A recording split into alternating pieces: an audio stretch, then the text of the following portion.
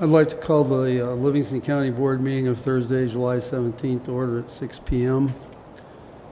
If you'll bow your heads, I'd like to pray. God of all creation, we come before you today to give you honor and praise. You are the source of all that is good. You are the source of all our blessings. Thank you for every gift that we've been given.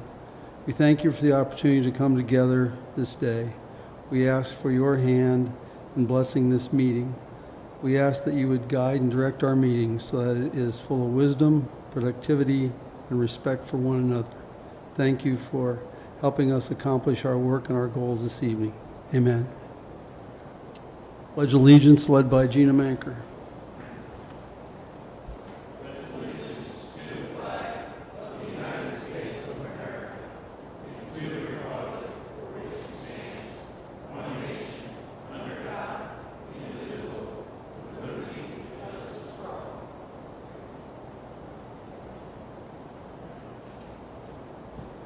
We could have the roll call, please. Manker. Present. Earring. Here. Fair. Annan. Here. Level. Here. Rodriguez. Here. Vietti. Here. Haig. Here. Monson. Present. Mays. Here. Barrickman. Here. Ambrose. Here. Blackard. Here. Myers. Here. Welch. Present. Harley. Present. Weller. Here. Ritter. Present. Oh, you have the agenda before you, and I will take a motion in a second. Motion by Manker. Second. Second by Ritter. All in favor signify by saying aye. Aye. Opposed, same sign. We also have the minutes from the last meeting, and I'll take a motion to approve those in a second. So moved. Motion by Blackard. Second. Second by Lovell. All in favor signify by saying aye. Aye. Motion carries. We'll move down to consent agenda. We have two things. We have approval of the bills, and we have it's a reappointment, I believe, of James Rebels to the Odell Fire Protection District. So I will take a motion to approve those. So moved. Motion by Fannin, second by Manker. We'll have a roll call vote, please. Manker. Yes. Earring. Fair. Yes. Annan. Yes. Level. Yes. Rodriguez. Yes. Vietti. Yes. Haig. Yes. Monson. Yes. Mays. Yes. Barrickman. Ambrose. Yes. Blackard. Yes. Myers. Yes. Welch. Yes. Harley. Yes. Weller. Yes. Ritter. Yes. We'll now move to the action agenda committee reports. We'll start with Ag and Zoning Committee. Mike Haig, Chair. Thank you, Mr. Carley. Ag and Zoning Committee met Monday, July 7th. We have, and then was also reconvened and continued on to earlier this evening. We have two action items. A is zoning case SU 10-22, Oxide Solar LLC. It's an amendment and approval of decommissioning agreement. The amendment was just they moved their lane because ComEd moved some stuff around on them, and they also found out they had some wetlands that they moved away from with their lane. Decommissioning agreement is they've agreed to also, so I would accept a motion on that. Second. Motion by Ehring, second by Munson. Any other conversations or roll call? Manker. Yes. Earring. Yes. Fair. Yes. Annan. Yes. Level. Yes. Rodriguez. Yes. Vietti. Yes. Haig. Yes. Monson. Yes. Mays. Yes. Barrickman. Ambrose. Yes. Blackard. Yes. Myers. Yes. Welch. Yes. Harley. Yes. Weller. Yes. Ritter. Yes. The motion passes. For D resolution, I'm going to pass off to Mr. Ritter. Thank you, Mr. Chairman. Ladies and gentlemen, what we have before us here is a resolution defining substantially complete. It was noted that we needed to define that. Mr. Kite is here, who's going to, if you don't mind, give us the rundown of what we agreed on in the verbiage here. Sure. So you had a project back in 2022. It was a wind farm project from EDF that was approved back in 2022. One of the conditions of approval is that they needed to be substantially complete in their construction within 24 months of the time they pulled their building permit. So the developer then is at the point where they're at the financing of the project, and so they need some definition or want some definition from the county as to what it means to be substantially complete. It's in the county's best interest then to also have some definition as to what it means to be substantially complete. So then we started on the process to try to come up with a correct definition for that. We have talked about this in the committee a couple times, the Ag and Zoning Committee. There's the version that came through, and which I'll read to you so everybody has it, is substantially complete construction of the project shall mean, quote, all the turbines have been erected and facility constructed to such a state that it is ready to serve its intended purpose of generating electricity, subject to, number one, being connected to the interconnecting utility, Commonwealth Edison, number two, receiving power from the grid, and number three, testing of the turbines. That definition would mean that everything related to the project is being constructed for the turbines, it's connected, it's ready to go, it needs to be tested at that point. That definition fits within the workable definition for the developer. It is, in my opinion, the best definition that you can have for the county. It gives you some clarity as to when the turbines need to be done and completed. One thing I want to make sure that everybody understands is this definition only would apply to this project. So passing the resolution only applies to this project individually. It doesn't apply to all projects. To do that, you'd have to go through a text amendment process. But subject to that, I'm happy to answer any questions anybody might have. Questions? Could you tell me again why it is we needed to specifically define this for this specific project? Well, I think the developer asked for some definition because they're at the point of financing, and it flagged something for them to have some definition from their financing entities. It also helps the county, though. Keep in mind that it is not defined in your ordinance anywhere. It's not defined within the conditions of approval. So having that definition will help the county in terms of knowing, hey, this is the time period that we consider substantially complete. And it doesn't leave any open to question at what point is it substantially complete. So this brings that clarity for the county. So within 24 months, they have to be at that stage. Mr. Kite, what I'm hearing you say is that we probably down the road, not this moment, but down the road, probably need to look at adding this to what we do. Does that sound fair? Probably. It would be helpful, I think, if you entertain that through a text amendment at some point. You could do it on project by project basis. Correct. But at some point, it may be helpful to have some clarity within the text of your ordinances. Definitions are good, especially when everybody agrees upon it. Yeah. Again, this is just for this project, Livingston. Yeah, so the last line of this particular resolution that's before you makes it clear that this resolution is only applicable to the project noted herein, which is the EDF. Any other questions? Yes, sir. Correct. Yeah, and that is a question that you get. In order for them to do the final testing of the project, they have to be able to get power off the grid as well. So Connexa not only is giving power onto the grid, but in order to them to actually do that testing, they have to get some power off the grid to be able to do it. Okay, any other questions? Seeing none, can I get, we've got Jack. Jack's making the motion in favor, and we got second with Mr. Barrickman. Roll call vote, please. Mr. Chairman, just to note, I did have 3 members ask to be excused from the vote. Earring, Haig, and Weller. I believe they approached you as well. Yes, so please don't call their name during the roll. I should have mentioned it, sorry. Okay. Manker, Yes. Fair. Bannon. Lovell, Yes. Rodriguez, Yes. Vietti, Yes. Monson, Yes. Mays, Yes. Barrickman, Yes. Ambrose, Yes. Blackard, Yes. Myers, Yes. Welch, Yes. Carly, Yes, Ritter. Yes.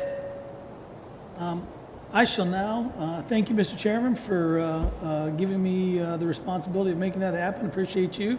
And I'm going to turn it right back over to you. Thank you, Mr. Haig. Thank you very much. The only thing I did not put in here is July 24th, right?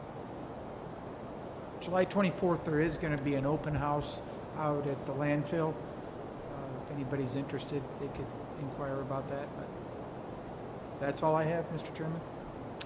thank you, Chairman Haig. We'll now move to Highway Committee, Steve Lovell, Chair. Thank you, Mr. Chair. I basically have nothing to report. We had no action items this month, so thank you. Thank you, Chairman Lovell. We'll move to Finance Committee, Marty Fannin, Chair. Thank you, Mr. Chairman. We've got the county clerk's semi-annual report. Elena, can we do these two together, or do we have to do them separately? We can. And the circuit clerk's semi-annual report, and I'd ask for a motion for those two. Motion by Earring, second by Manker. Voice, Roll call. roll call.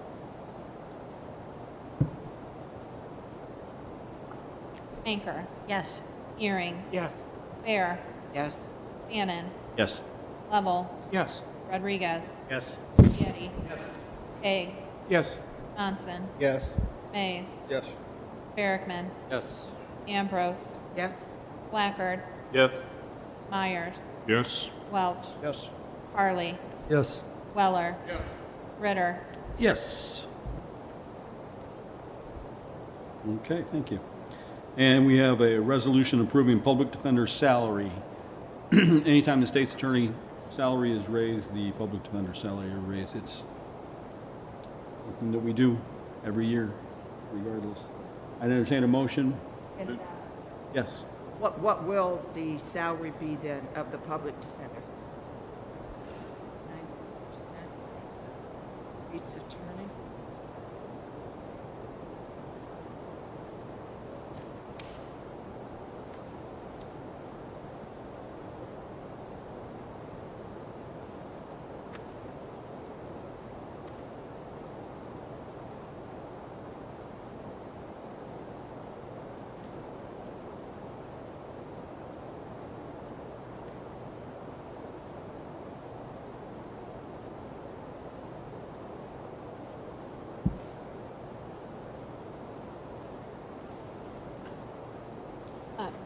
Linda, it's not outlined in the resolution. The minimum in order to receive reimbursement from the state is 90% of the state's attorney's salary, which is set by statute. If you want to, I can get that for you, but we don't have it here today. Move to approve. Motion by Blackard. Second by Haig. Roll call, please.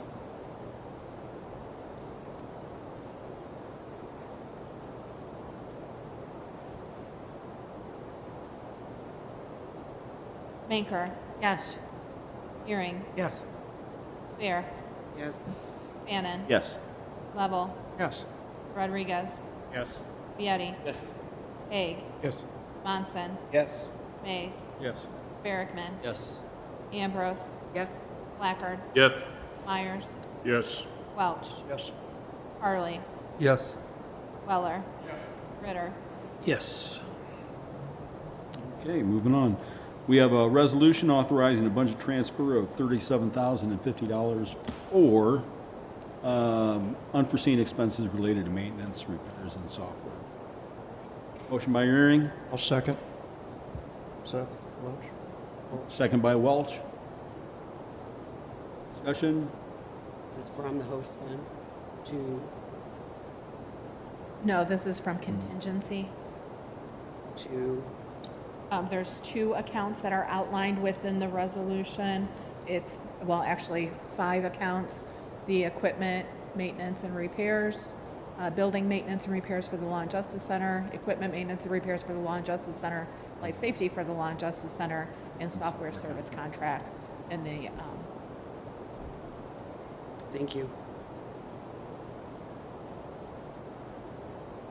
Motion? Roll call, please. Yep. Anchor, Yes. Hearing, Yes. Fair, Yes. Bannon, Yes. Level, Yes. Rodriguez, Yes. Vieti, Yes. Haig, Yes. Monson, Yes. Hayes, Yes. Barrickman, Yes. Ambrose, Yes. Placard, Yes. Myers, Yes. Welch, Yes. Carly, Yes. Weller, Ritter. Yes. Okay. Mr. Chairman, Yes. the amount of the state's attorney's salary, the amount of the state's attorney's salary is $197,393.06. This would be 90% of that amount.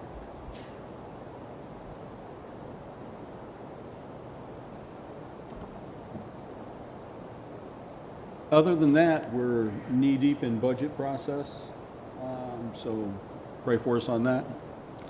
Other than that, that's all I have, Mr. Chairman.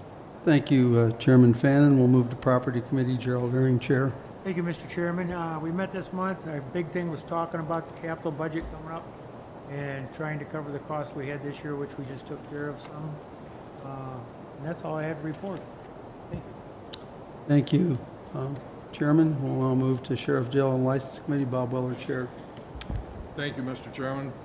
We had our regular meeting last week on the 7th of July on Monday, and the sheriff gave the usual monthly reports, the monthly department reports, the housing report, animal control report, the proactive report.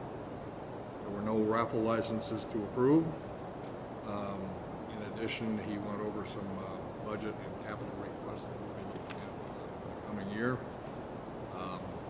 Perhaps one of the most interesting things, Superintendent Draper told us about the education program and what a hit that has been so far, and evidently the enthusiasm is spreading throughout the facility for more people to become involved in the program. So we will be reporting back later on that all is working out, and it looks like so far it may be a wonderful success.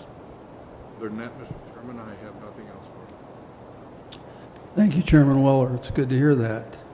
Let's move to Rules, Legislations, Veterans, and Community Service. Jack Vieti, Chair.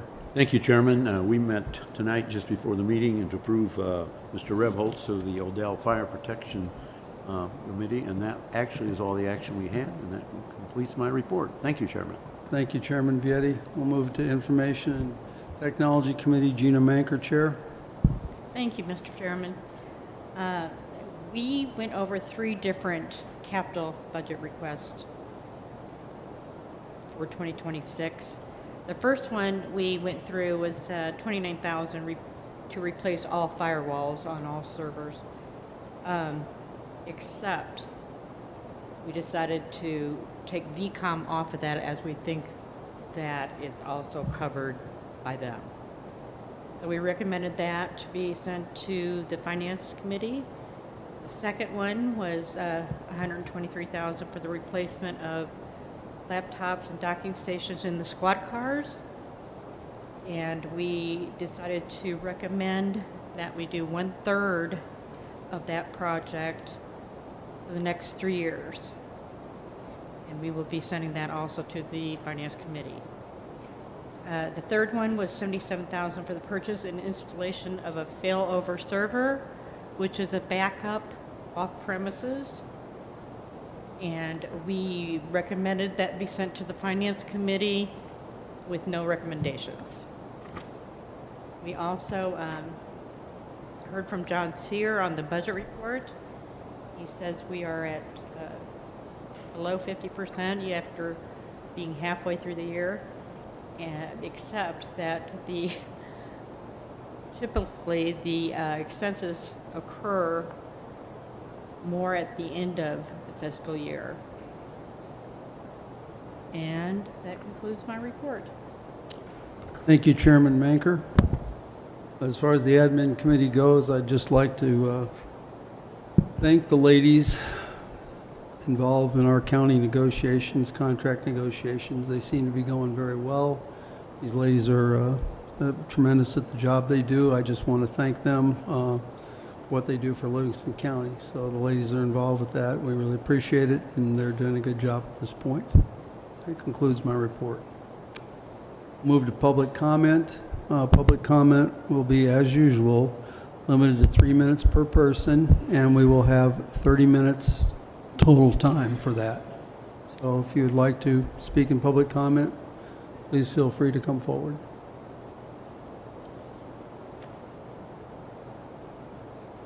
Right up here to the podium, ma'am.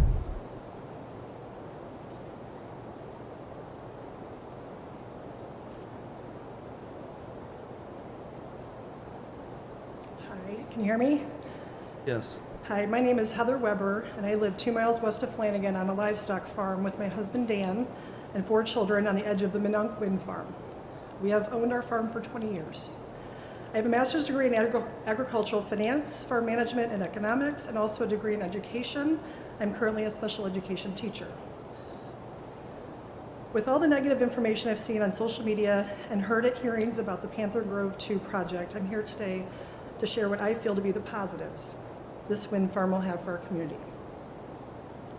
First, when I think of the money and income, I think of the local economy. With new construction brings jobs for our local unions and workers.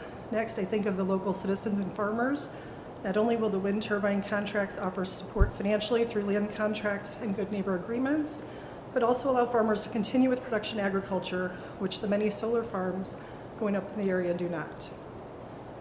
Additionally, I feel that the income from taxes are not only will help to improve our townships and roads, but also our schools. I've heard that Flanagan Cornell School District may earn an estimate of $2 million per year. As the past PTO president and a parent of 4 children that are attending Flanagan schools, I feel this money can be used for much needed and building improvements to raise the quality to be comparable to neighboring districts like Woodland and El Paso Gridley. For example, Flanagan schools have no air conditioning and often have early release days due to heat, which decreases the instructional minutes given to these children when compared to districts who have air conditioning.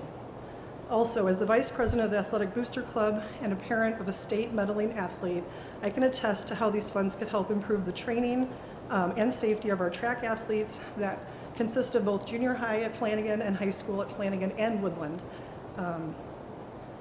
As the remodeling and drainage improvements of the track were recently turned down due to lack of funding.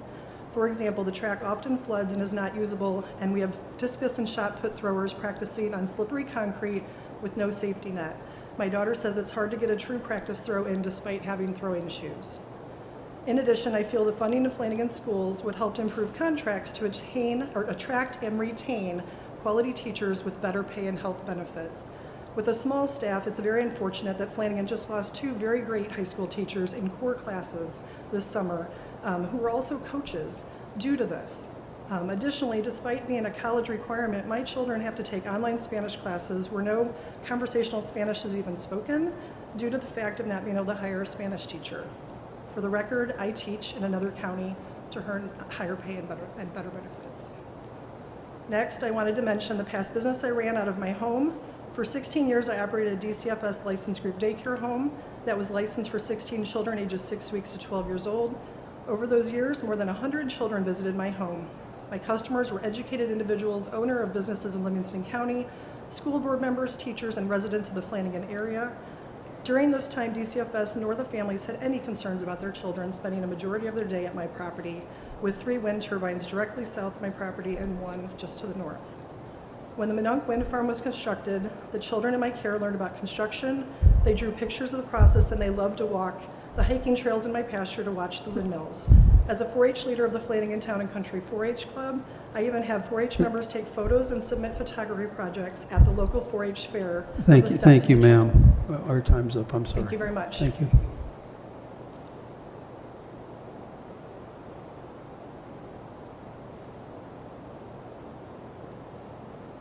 Good evening.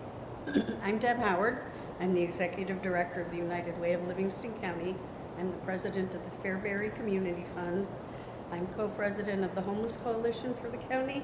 And lastly, I'm the administrator of your FEMA Emergency Food and Shelter Program, which is on hold right now. I'm here to talk about Enbridge and Copenhagen Infrastructure Partners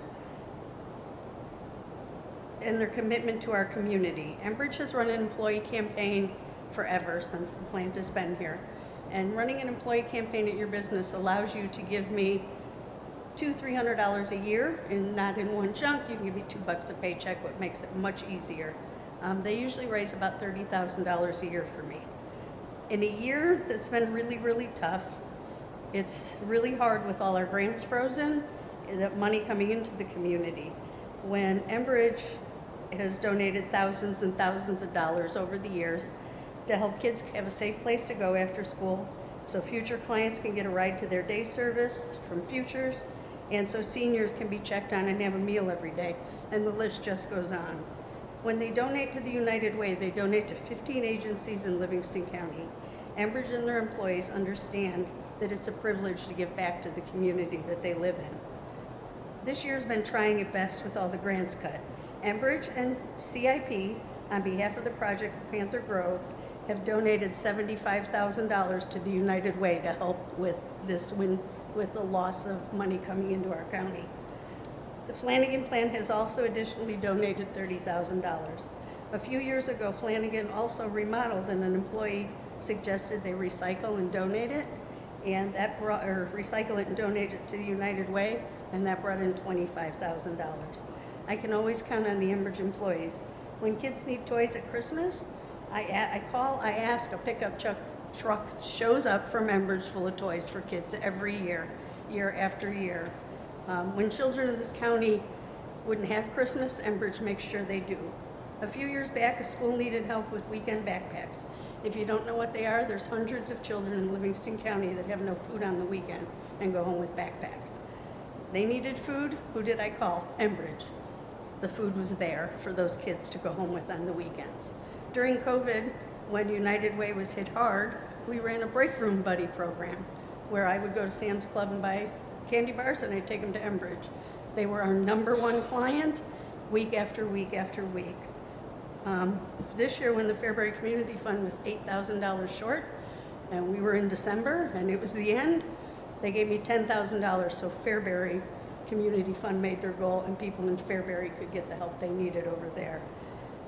I just can't say enough about it, and now CIP has made a commitment to us for the remainder of all the years to come that honestly will feed 3,700 meals to seniors, and will put an additional 3,000 meals to hungry families in this community.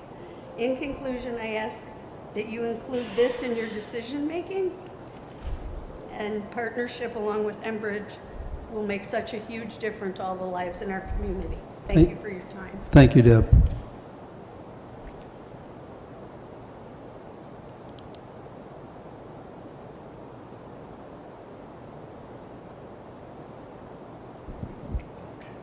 Good evening, Mr. Chairman, members of the board. Thank you for your service. At first, I was going to speak to the tax revenue created, but I think I'll start with even a more important issue, in my opinion. Your name. Oh, thank you. Well, good evening. My name is Adam Dantz. I am Livingston County's Chief Economic Development Officer, 210 West Water Street, Pontiac. Thank you. I rise really to talk about this evening the importance of our zoning code and the uncertainty that it creates among not only our existing businesses that are looking to expand and continue their investment here in this county, but as we work to recruit new investment in the county. It's my understanding that this petitioner has removed all requests for variances. This is a petition without request for variance. It's a conforming permitted special use in the agricultural district. I think this meets the county's code. And in my opinion, anything short of approval really calls into question the merit of the ordinance. To me, it speaks more broadly beyond wind, but sends a message to investors that creates uncertainty in our community. So that would be my chief reason and request before this body to approve this petition. That said, the tax revenue over the life of the project approaches $160 million. While the footprint of the project is over 32,000 acres, it's my understanding that about 80 acres will be removed from agricultural production. If you take $160 million divided by 80 acres, that's generating about $2 million per acre in tax revenue over the life of the project. In my tenure as the county's chief economic development officer, I've not seen another petition that delivers that much tax revenue on a per acre basis. So I will conclude my remarks on that front as the economic development officer, and I'll speak very briefly on behalf of the city of Pontiac. The Mayor Kelly Eckhoff and City Administrator Jim Wolford had a scheduling conflict and could not be here, but they wanted me to report from the city's perspective. The hotel occupation tax generates for the city of Pontiac about $225,000 a year. A meaningful component of that hotel tax are not only leisure customers, but business travelers and construction individuals. So part of their hotel tax comes from that, and the city wanted to remind the county of that. Thank you. Thanks, Adam.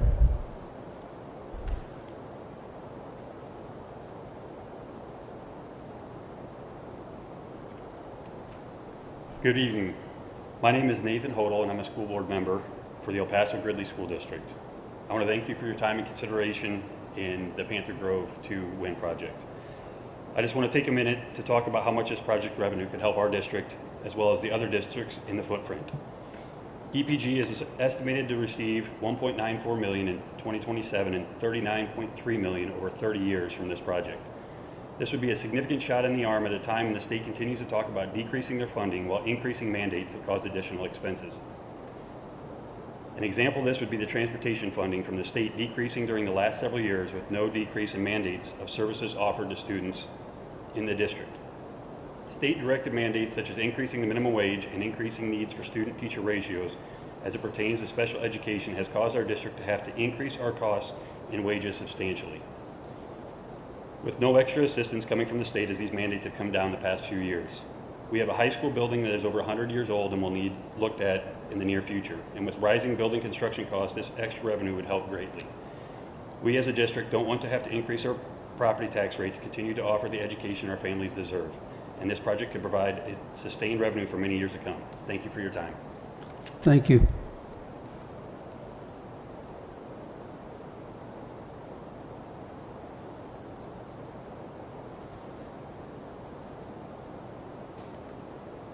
Good evening. My name is Jacob Kiefer.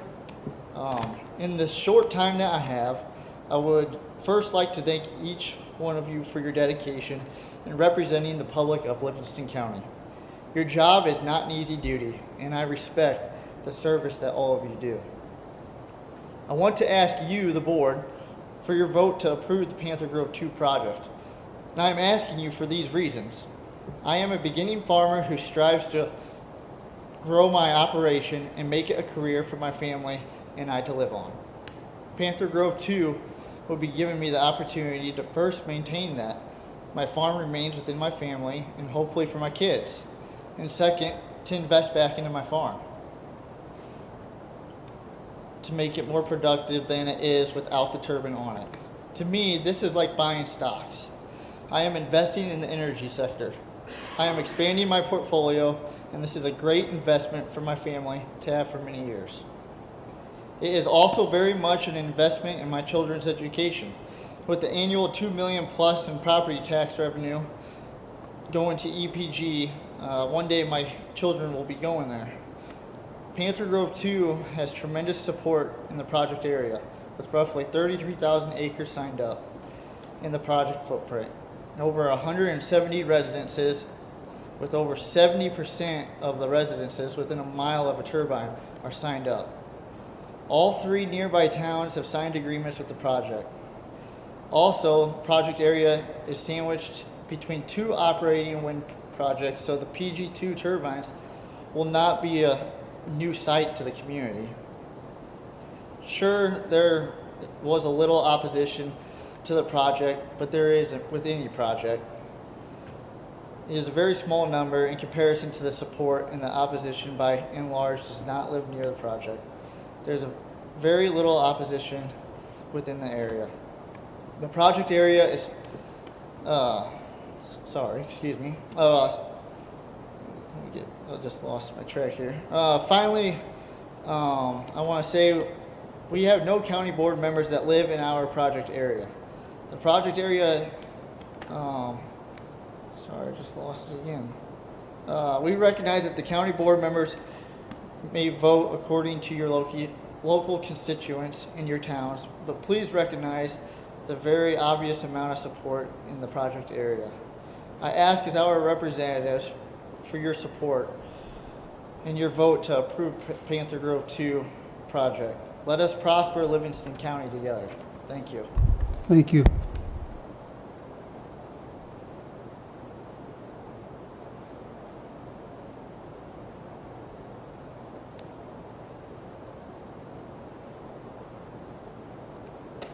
Good evening. My name is Cheryl Solmonson. I live in Gridley, Illinois, and I'm here tonight on behalf of the Gridley Public Library District.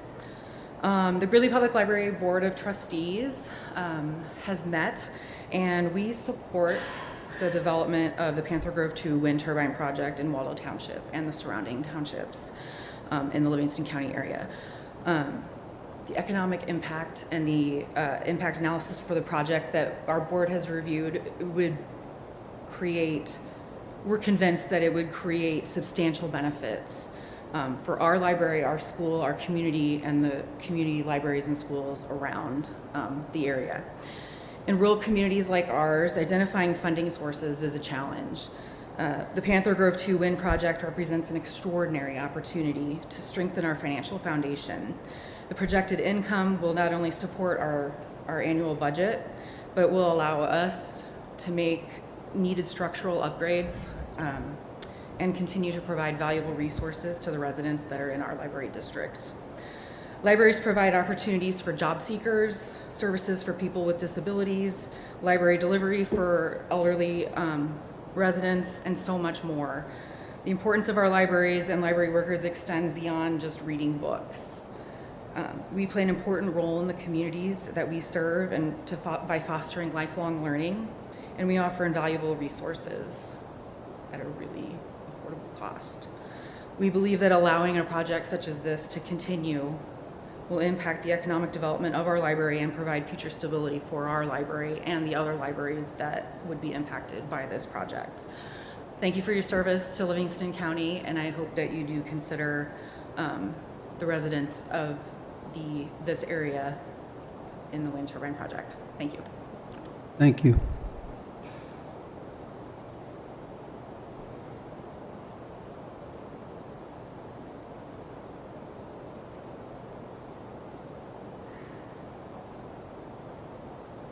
Good evening. My name is Reed Siebert. I'll have to read this, I'm too old to memorize it. I live at 6513 East 1100 North Road in Chenoa. That's about 3 miles north of Meadows. I live in the footprint of the wind farm. My lovely wife Cheryl and I bought and moved to a 5-acre farmstead in Pike Township 22 years ago. We love it out there. Great place. Love Livingston County. Half the taxes of McLean County.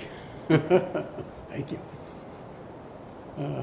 I retired 2 years after we moved out there, and Cheryl plans to retire. She's the director of the Chenoa Library right now. She plans to retire in 3 years when she's 75. Soon we'll be living deep in the forest of tall turbines. We have 8 turbines planned to be within 1 mile of our property, 1 mile radius. That's okay. I mean, we have tall trees that we can't even see out of our property. Plus, we've both been immersed in wind and solar power interests and investments for 20 years, so it's good to see it come our way finally. We get a piece of the pie. Cheryl's library is currently receiving property tax money from 42 wind turbines from 2 wind farms that are around Lexington, Chenoa, and Gridley. And over the past 5 years, they've received a total of $300,000 from their operating funds. The tax output of each of those turbines is now at $38,000 per turbine, and the library gets 3.5% of that. In the Panther Grove project, I'm told the property tax generated will average around $75,000 each in the first year because they're bigger and more powerful. I'm also a licensed notary public, and last year Panther Grove used my services to witness 24 signings of good neighbor agreements at the participants' homes. I go in, go over the paperwork with them, show them how to fill it out, and then after they sign it and I notarize it, I take the documents back to the office for or I'll take them home and they'll pick them up later. Most everyone was excited about participating in the project, with the most negative comment I heard being, well, my neighbor signed on, I guess I have to now. Everybody else loved it. I noticed there are some participants who could really use a strong infusion of cash in their lives. The $25,000 lump sum payment that they can get when the wind farm is commissioned will go a long ways to help them. Among them are some old widowed farm wives living in 100-year-old homes that are in desperate need of repairs. Thank you, sir. Okay. Thank you for your time. You're welcome.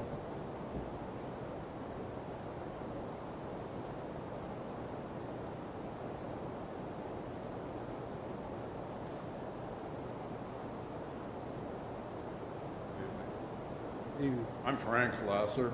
I live here in Pontiac. My credentials are I was a teacher for 35 years in the Mazan Verona Kinsman High School and the Seneca High School. When the wind turbines came into this area, I was a little critical. I was suspicious. I have looked into them. I spent a lot of my time underneath some of these windmills. I have seen some great advantages to the landowners, to the roads, to the schools. Odell's school is in the black, not because of state, not because of federal, because of the windmills. I have had criticisms from Michigan for animals that was migrating through the area. They solved that problem. I've seen other problems that's been with these, and the problems have been solved. I am definitely positive for this. It is the most economical for the area, environmental for the area. If you have any questions, which I'm sure you do one way or the other, I will give you my phone number. Please call it 352-209-6725. I will answer any questions that I have investigated myself. But I am very critical to new things coming into the area, especially with pollution and so forth. Please, if you have questions, either way, I hope I can answer them. Again, my phone number is 352-209-6725. Thank you for your time. Thank you.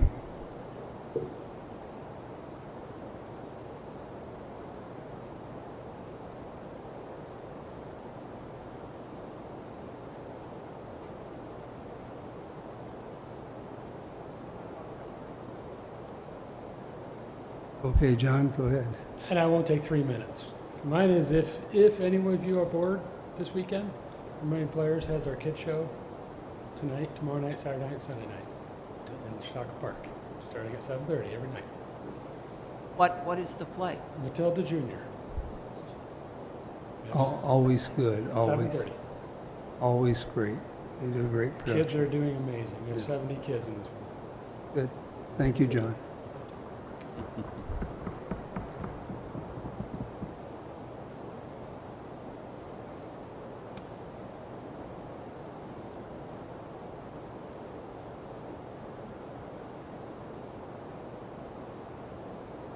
Good evening. My name is Randy Bounds. I'm actually asked to repeat that. I don't think we heard in the audience what he said very well, so at some point I should repeat that so hear about it. I'm always interested in community-based things. I also won't take 3 minutes. People said things so well, I could just say the same thing he said. I'm a farmer myself. I personally don't get a lot of money out of the wind farm, but I'm very sold on the revenue. As the person said, I happen to pay taxes into all the school districts that are affected here. And as everyone here probably knows, roughly 7% of your property taxes, your real estate property taxes go to the schools. We had tremendous increases in our property taxes again this year. It's not easy to make a living as a farmer. This is a true once and perhaps a lifetime economic activity of $624 million of assessed evaluation for Livingston County.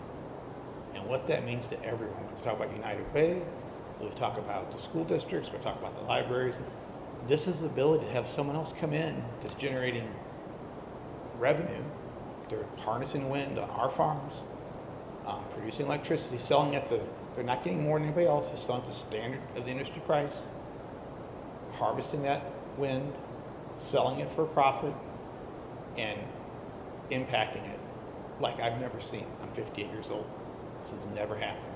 This is 104, depends the number, $6 million businesses coming into the community and staying and paying every single day, every week, every month, every year, having a tremendous impact. A positive impact is the key there. And as I love your economic developers said, 80 acres, $2 million an acre revenue. That's incredible. And as a farmer, I can tell you of that 80 acres, 82 acres, I think it's the exact number, 82 acres. Of the 82 acres, I don't know the number, but half of that maybe is the lanes that go to the windmills. Most of us would be glad to have those lanes. They're very handy. You can use them for your farming operation. You put your semis on, things like that. Actually, it's going to be a good thing to have those. But I think others said it so well. But I just think that we have to be so smart about this. This is a once-in-a-lifetime opportunity for everyone sitting on this board to make a vote to bring a tremendous income-producing business in. It's clean. And I think Dwayne Otto said this here a while ago, and he said it very well. It's over 80% approval inside the footprint of landowners and residences. Like my little Pike Township, there's maybe 1 or 2 people in Pike Township that haven't signed up or are protesting this. A few people don't have an opinion either way, but it's an overwhelming majority. And I think, as I'd say to all of you that represent, there's some people up here that know me, that you represent us, right? We don't have a representative in Pike or Waldo. So you guys are our representatives, but we want this. I mean, everyone, not everyone, 80% sign up of landowners, 80% sign up of homeowners, roughly, the number's always inside, outside footprint. You get the point though. Overwhelming majority, super majority is 66%, well above that. So with that, thank you. Thanks, Randy. Thank you for your service.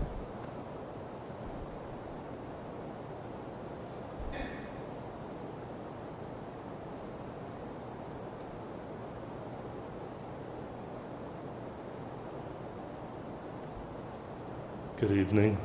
My name is Adam Kingdon. I am a producer within the Panther Grove 2 wind project.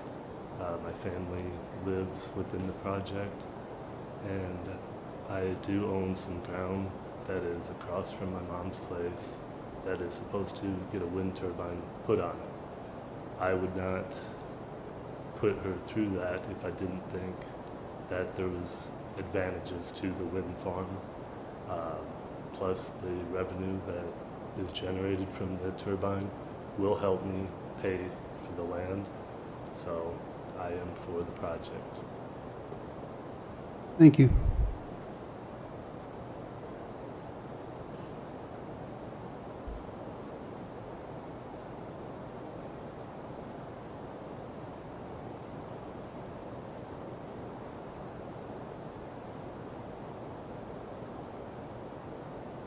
Hello, my name is Mike Stalder. I know quite a few of you, retired with a couple of you guys, and I've emailed everyone. I'll keep this brief. I emailed everyone except Jack, so that's why I'm up here, because Jack doesn't have an email. If somebody could share my email with Jack, I had a lot of positive reasons that people have already spoken about. So, again, most of the people in the footprint, 75, 80% in the actual footprint, want this. It's a boom for Livingston County. We've lost a lot of revenue from the Dwight prison closing. The Pontiac prison closed. I retired as the chief fiscal officer of the Pontiac Correctional Center. And if you think about Dwight closing, that was a $50 million a year payroll. Pontiac at one time was $100 million per payroll. We've lost most of that. Now we can get that back and it won't be a burden to the taxpayer. So, again, thank you for your time. I know you guys are in a tough position, but please vote yes. Thank you. Thanks, Mike.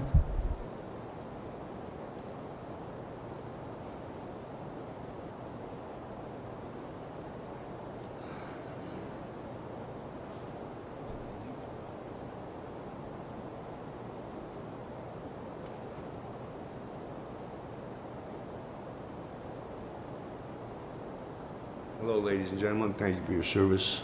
My name is Brian Bolt. I live in the Flanagan community. Been a part of this community because of Caterpillar for the last 40 years. I've raised children, grandchildren in a wonderful environment. We're going to have the opportunity with this wind farm project to maintain that for the future of our great-grandchildren and others. Your support, even though I have no skin in this game whatsoever, would be greatly appreciated because you are looking to enhance the future of Livingston County and the communities. Appreciate your service. Thank you. Thank you. I think that will conclude our 30-minute process. Am I correct, John? Yes. Okay. So we're going to have no more public comment at this point. Thank all of you that took the time to speak. We appreciate that. So I'll take a motion to move. Motion to go into executive session. Yep. Mr. Chair, will the county board be able to have their public comment tonight? Yeah, if you want to say something. Thank you. I just wanted to let everybody know that the Illinois Department of Agriculture encourages farmers and agrochemical facilities to take part in a free agrochemical container recycling program. Beginning this week and continuing into August, sites throughout the state will collect containers that are recycled to make shipping pallets. Single-day collection sites at agrochemical facilities are scheduled near the end of the application season. Pesticide users can bring containers for granulation and shipment to a national contractor that utilizes the plastic for the manufacture of other agrochemical-related products. In addition, the department has established permanent collection sites open throughout the year for the collection and granulation of plastic containers. Over 1.6 million pounds of plastic have been collected since the program started more than 20 years ago. Single-day collection site for Livingston County is July 31st. Collection site hours are from 1 p.m. to 3 p.m. at the Nutrient Ag Solutions in Sonneman. Please give Eric Green a call prior to arrival. Thank you. Thank you. Does any other board member have anything? If not, I'll entertain a motion to go into executive. Motion to go into executive session pursuant to 5 ILCS 122C2 collective bargaining agreement. Motion by Fannin, second by Ritter. Roll call, please. Banker. Yes. Euring. Yes. Fair. Yes. Fannin. Yes. Level. Yes. Rodriguez. Yes. Yeti. Yes. Haig. Yes. Monson. Yes. Mays. Yes. Barrickman. Ambrose. Yes. Blackard. Yes. Myers. Yes. Welch. Yes. Harley. Yes. Keller. Ritter. Yes.